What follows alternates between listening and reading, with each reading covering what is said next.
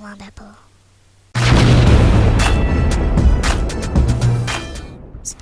Alright guys, welcome to a little product introduction and video review on a pretty cool little item.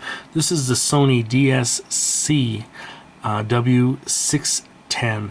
Nice small pocket little camera. Comes in at a great price point. Now this one is in the sort of, I would call it maybe a stainless steel brush look. Very reflective. If you're going to want to do any tactical stuff with this, you're going to want to Duracoat it, maybe go with some camo pattern or something like that. But as is, it's a great camera. Small, compact, definitely more of a CQB type camera. If you're going to do some of that close quarter stuff, you want this kind of camera. Lightweight, very lightweight, not going to take up much room in your pack or in your you can throw it in your backpack, your fanny pack. You can put it in your pocket with your pistol, or actually even throw it in a range bag if you wanted to. But lightweight, definitely going to go where you go, and it's going to work pretty nice. Now, some of the features that it does have is it is 14 megapixels. What that means is you're going to be able to blow up the image really good. If you got a target situation where you're taking your photos and you can't really get in there because it only has a 4x optical zoom, but you still want to see into those certain areas, you can definitely blow up the picture to a bigger size and get a better image of the quality of the photo. Overall, really nice. Now, it doesn't have HD quality video, but it's coming in at a great price point. So yeah, I mean, it just the camera powers up really quick and easy. The buttons are a little recessed just in case you have it in your pocket. You don't want to activate it and mess up the camera. So they are a little recessed on the power button, and the actual photo button is beveled just a little bit. You can feel it. I would throw some grip tape on there, something you can really feel when you run your finger across. Throw some grip tape on the camera too. I've been slipping and sliding with this thing all day, and it is something hard to hold on to. You got to have a lanyard on it. I threw this lanyard because it's a little bit darker. The original one gave off too much light, reflective light, so it's not that tactical. But overall, this camera would be pretty good for those tactical situations, doing some recon or some surveillance work, and you want something small to take the shot and give you some good photos. Now, there are 3 settings. You got your basic camera view. The next one's your panoramic, which is really cool.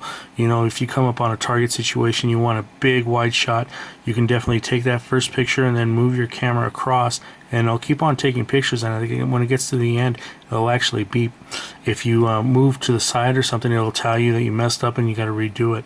So that's a really cool little function. I really like that one a lot. The video is just your standard video. I mean, it's nice for a Sony. It's actually really decent. But that's Sony, they actually make decent products on that. The screen, the LCD screen in the back, you can't really see it that good on a video, but it's actually really clear. So I really like that too. Overall, basic, easy to use, and a really nice little camera at a great price point. The flash is decent. Drawbacks: the micro mode isn't that great. The taking continuous pictures isn't that great either. Like if you want to get real close up, you really gotta do it. Maybe tripod it.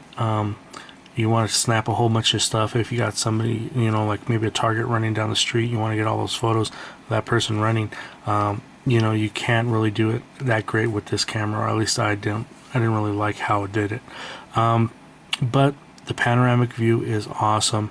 The photos are very good, and that 14 megapixels does make a little bit of a difference, even compared to, say, your smartphone or anything like that. So this is something that you would want to have with you. Maybe you don't want to use your phone for photography work and stuff, and you can throw a 4 gig card in here and definitely record a lot of video and not worry about messing up the battery on your phone.